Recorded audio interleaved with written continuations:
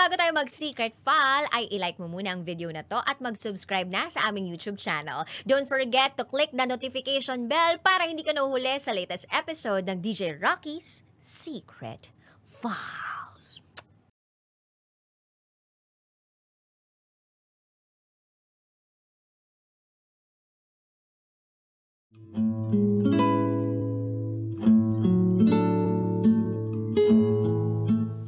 And now, it's time for DJ Rocky's Secret Files.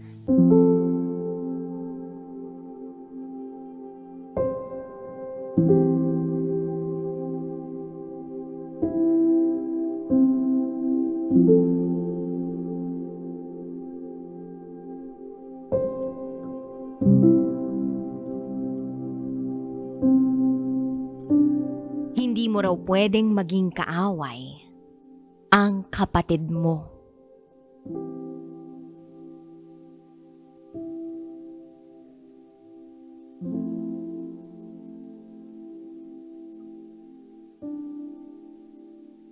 Hi DJ Rocky. Madalas kong pakinggan ang mga kwento ng iba't ibang tao sa programa mo. Paminsan nga'y tinatanong na ako kung may pinagdaraanan daw ba ako. Dahil sa edad kong 20, parang ang dami ko na raw iniiyak at dinaramdam. Paano ba naman kasi? Sa tuwing nakikinig ako sa mga kwento mo, hindi ko mapigilang maging emosyonal. Siguro tama rin sila.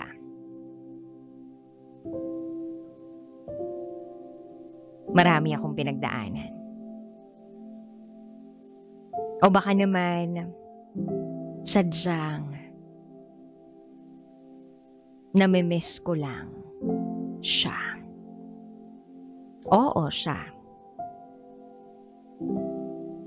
Ang pinakamamahal kong kuya.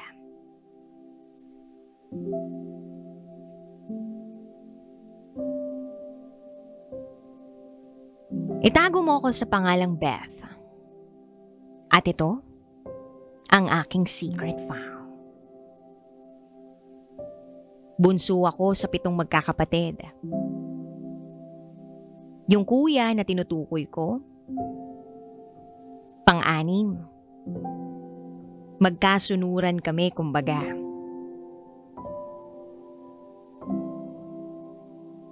Normal sa magkakapatid ang tampuhan.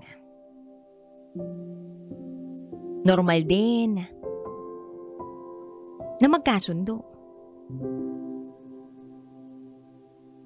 Pero itong kuya kong to, iba?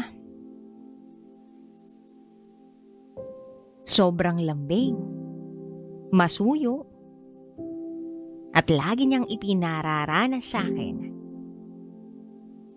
yung mga bagay na alam niyang gusto ko. Yung simple nga lang na pagsabi ng, okay ka lang be? Naalala ko yun lahat.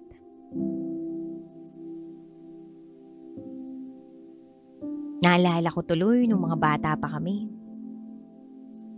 Since salat kami sa pera at sa dami naming magkakapatid, kahit pa'y bunso ako, hindi ko naranasan na magkaroon ng dollhouse.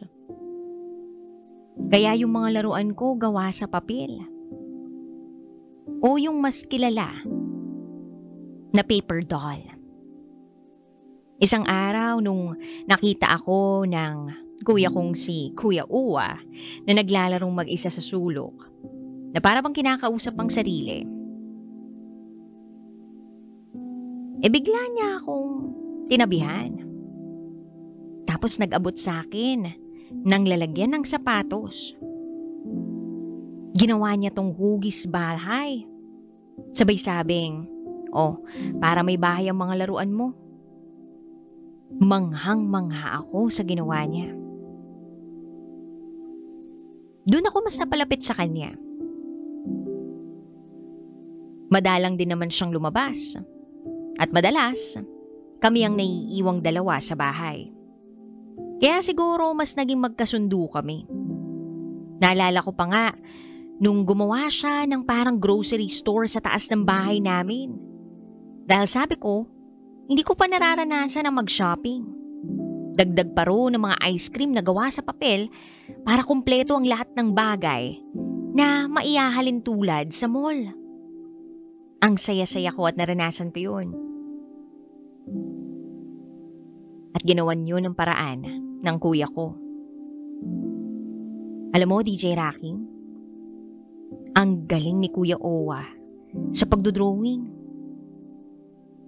Kahit siya ay PWD, gawa ng komang ang kaliwang braso niya, napakahusay niya pa rin. Sa totoo lang, marami siyang pangarap. Ang gusto niya, makilala siya bilang artist. Isang sikat na artist. Pero alam ko sa sarili ko na hindi ganun ka-confident yung kuya ko. Medyo mababa ang kumpiyansa at tiwala niya sa sarili niya. Hindi siya tumuloy ng kolehiyo. Dahil bukod sa kapansanan niya, wala rin siyang tiwala na makakatapos siya. Pero sinubukan niya pa rin naman na tumulong at maging responsableng anak bukod sa pagiging masipag at masunurin. Sumubok rin siya na mag-apply ng trabaho online tulad na lamang ng editing or advertising edits. Yun ang forte niya. Mahusay talaga siya sa arts. Dagdag ko lang pala, DJ Rocky. Yung kuya kong yun, sobra sa pangunawa at sobra rin sa sipag. Kahit pa siya ay PWD, na-maintain niya ang kalinisan ng bahay namin. Madalas man na tulog siya sa umaga, nag-e-effort pa rin siyang linisin ang buong bahay. Nang tanghali hanggang gabi, wag lang madatnan ni na mama at papa na makalat ang bahay. Saksi ako sa kung paano niya pinilit hawakan ng walis at dustpan na kahit hirap siya dahil nga sa braso niya, ginagawa niya pa rin ang paraan para makatulong siya. All in one siya, DJ Rocky. Masipag na, malambing pa, madiskarte pa. Tinanong ko nga siya minsan kung sumagi ba sa isip niya na manligaw o di kaya ay magka-girlfriend. Pero ang sabi niya sa akin, habang wala pa akong asawa, hindi ka pwedeng mag-boyfriend. That time, nag-agree lang ako. Pero ngayon, na-realize ko parang lugi ako. Pero kahit ganun pa man, mas matatanggap ko na wala na lang akong boyfriend na sa habang buhay ko siyang katabi. Nasisilayan, nayayakap, o nayayaya sa mga trip ko, o sasama sa trip niya. Year 2022. Na-ospital si kuya. Laganap ang COVID. Ang mama ko na tagabantay sa kanya, hindi pa pwedeng makalabas. At maski makiusap man lang gawa ng pulisya ng ospital. Napakalaki ng adjustment na yon sa buhay ko. Dahil nung panahong yun, dalawa lang kami ng ate ko sa bahay at ang papa ko na nagtatrabaho. Gawa ng yung dalawa kong kapatid ay nasa ibang bansa na. Yung isa na naman nasa Cebu at yung isa ay pamilyadong tao na, nakatira sa Bulacan. At ako na bunso, saksi sa lahat ng hirap. Sa totoo lang, Mas mukha pa nga akong ate. Para bang naipasa sa akin lahat ng mga responsibilidad.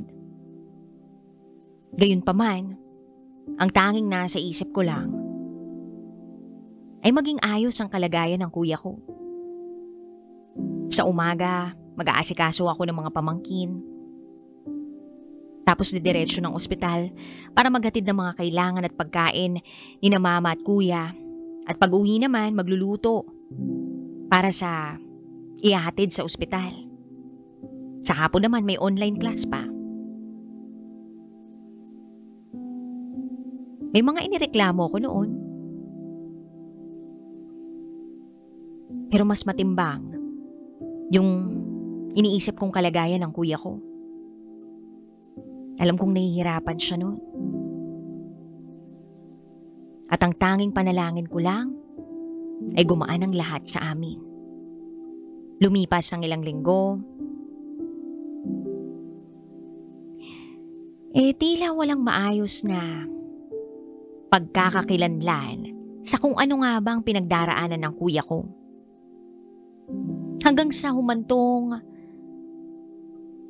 sa desisyong kailangan daw siyang operahan. Lalagyan siya ng tubo sa kanyang sikmura. So meaning, ang pagkain niya ay mula sa ilong papunta sa sikmura, gamit ang tubo na ikakabit sa kanya. At dahil na rin siguro sa pagkabagot ng kuya ko sa ospital, after ng operation niya a week, nagdesisyon siya na pumirma ng waybill para makalabas. Na kung sakali mang may mangyari sa naging operasyon, labas ang ospital. Dahil nga, nag-decide ang pasyente na uuwi na siya. Naalala ko pa nga nun, DJ Rocky. Chinat niya ako. Sinabi niya sa akin na, "Be, okay lang ba na lumabas na ako dito? Wala naman kasi ako napapala dito. Feeling ko mas bumibigat ang lahat. Ayokong mag-alala kayo, lalo si Papa. Gusto ko sana na panatag kayo sa pag-uwi ko." Nung matanggap ko yun at mabasa, parang nagkaroon ako ng pag-asa. Sa wakas, makikita ko na uli siya. Mayayakap ko na uli siya. Mahahaplos ko na uli siya. At makakabiruan. Nag-reply ako sa kanya. "Oo naman, huwag kang mag-alala. Ayos lang sa amin." Nung araw ding yun, nagayos ako ng mga kailangan nila. Pumunta agad ng ospital. 4 na oras akong nag-aantay. Pero baliwala yun sa akin dahil excited akong makita si kuya at si mama. Sumapit na ang gabi, chinat ako ng mama ko. "Nak, palabas na kami, pakiantay." Dali-dali akong pumunta ng main entrance ng ospital. At nakita ko doon yung kuya kong nakaupo sa wheelchair. Ngiting-ngiti. Parang gustong tumayo at yakapin ako nang makita ko. Ang saya ng puso ko, DJ Rocky. Naluluha ako pero pinigilan ko ang sarili ko. Tumawag ako ng tricycle para makauwi na kami. At nang makarating na kami ng bahay, pagkababa ay agad siyang yumakap. Yumakap siya sa akin, sa kapatid ko, at kay Papa. Kung aalalahanin ko yung pangyayaring yon, nakakaantig. Damang-dama namin kung gaano namin kamiss ang isa't isa. Yun ang unang beses na nailabas ni Kuya yung pagiging jolly niya. Yung parang extrovert ang datingan.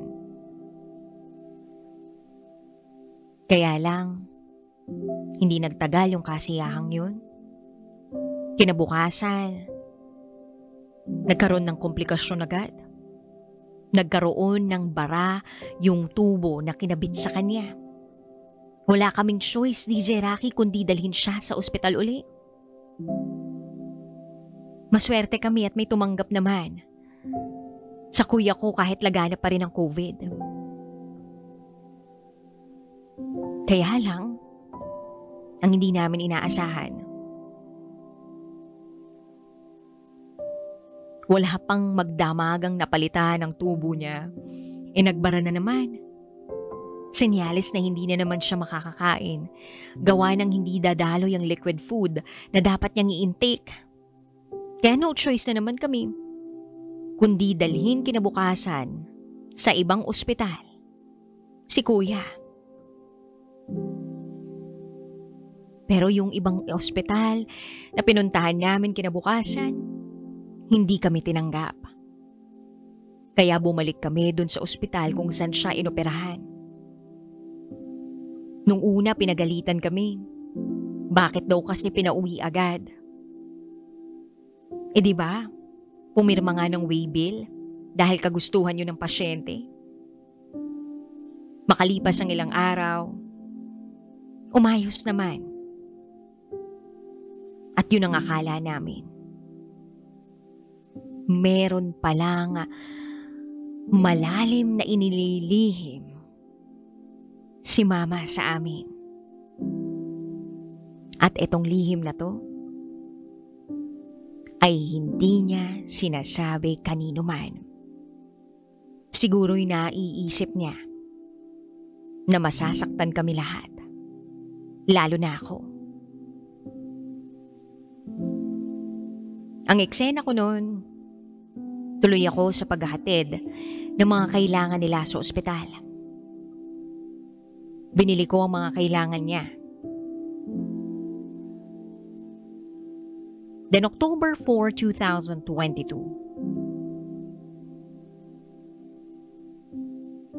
Sabi ni Mama sa akin,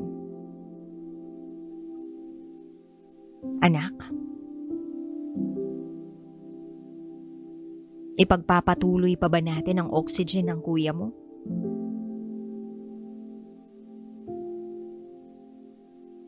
Isang tanong na ikinagulat ko. Kasi bakit naman kailangan ng oxygen? Okay naman siya.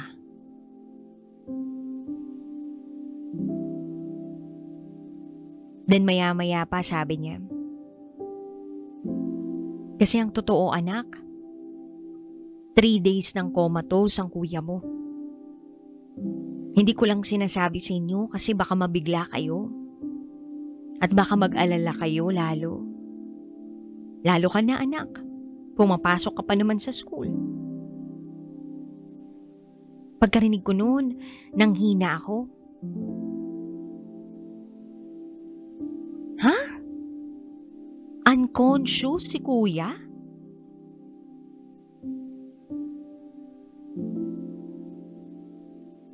Ina-expect ko makakabalik ng bahay si kuya ng malakas at maginhawang pakiramdam. Kinabukasan, October 5, bumiyahe yung isa kong kuya na nagtatrabaho galing Cebu para lang bumisita. Ako naman pumasok pa rin sa school. Kahit na alam kong walang gagawin, pumasok pa rin ako. Iniisip ko, paraan ko na rin yun para mabawasan yung lungkot na nadarama ko. At nung araw na yun, Teacher's Day, kaya may program. Pinasayaw pa nga ako eh. At kahit marami akong iniisip, sumayaw pa rin ako. Hindi ko pinakita ang lungkot sa mga tao. At nung dumating na nga yung kuya kong galing sa Cebu, sa ospital, nag-video call na sa akin ang pamilya ko. Nag-join ako.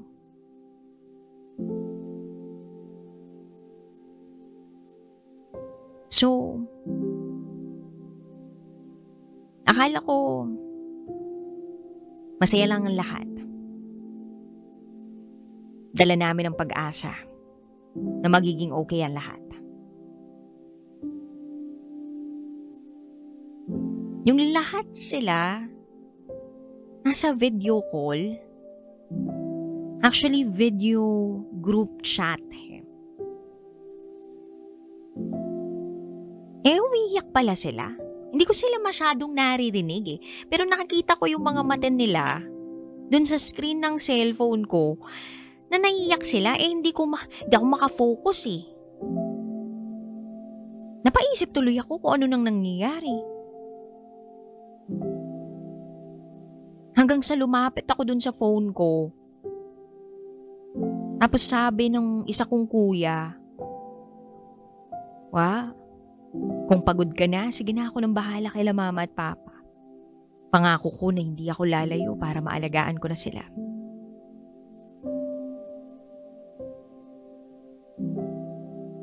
Ilang segundo ang lumipas. Bigla na lang sila lahat naghihiyawan. Ngawa kong ngawa. Lupasay kong lupasay. Then nag-chat si mama sa GC namin. Wala na siya mga anak. Di ko na malayan na laglag na pala yung cellphone ko. May pumulot lang sa harap ko at iniabot sa akin. Wala na nga akong pake kahit nababangga na ako ng ibang mga estudyante. Gusto kong sumigaw, gusto kong umiyak, gusto kong magalit kasi bakit ganun? Bakit si kuya ko pa? Binigay naman namin ang lahat. At marami akong gustong sisihin at isa na rin yung sarili ko. Ang lungkot-lungkot ko. Ang sama-sama ng loob ko. Ang dami kong pangarap para sa amin ng kuya ko. Na alam kong kahit kailan hindi na matutupad pa. Dumating ang ika-40th day niya, birthday niya, Pasko. Wala akong ibang naramdaman kundi lungkot. At yung pagkamiss sa kanya. At kahit ngayon DJ Rocky na magdadalawang taon na, yung lumipas, punong-puno pa rin ang kalungkutan ng bahay namin. Alam kong miss na siya ni Mama at ni Papa. Si Papa na never nag-celebrate ng Pasko nang hindi malungkot dahil miss na miss niya na ang bunso niyang lalaki. Pero kahit ganoon, gusto ko pa rin magpasalamat sa mga magulang namin dahil ni minsan, hindi nila ipinaramdam sa amin na dapat may sisihin sa amin o may dapat kaming pagsisihan. Patuloy nila kaming sinusuportahan ng pantay. Na kahit malungkot sila, mabigat yung nararamdaman nila, sobrang sakit para sa kanila, ay patuloy silang lumalaban sa buhay.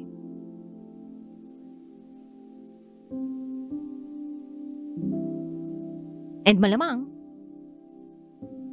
kung buhay pa si kuya, masayang-masaya kami ngayon.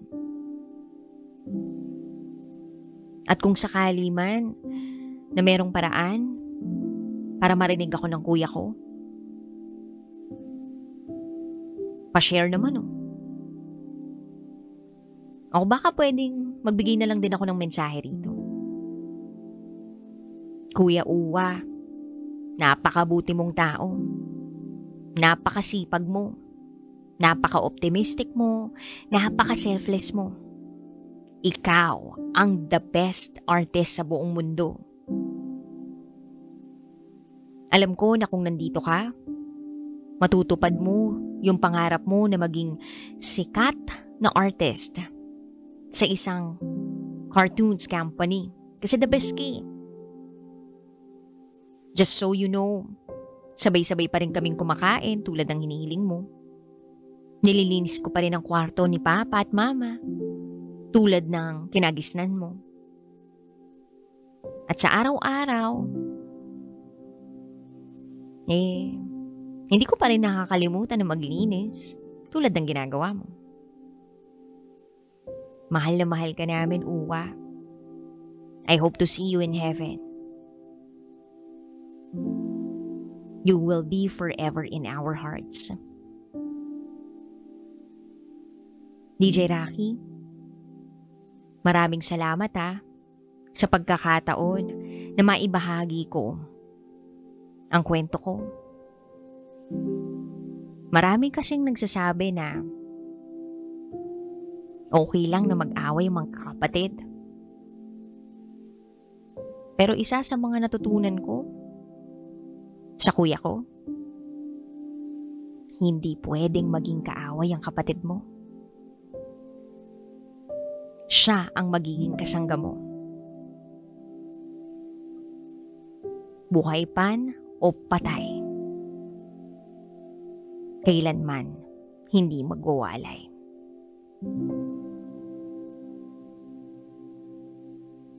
Hanggang dito na lang po, DJ Rocky. Muli, ako si Beth. At ito, ang aking secret file.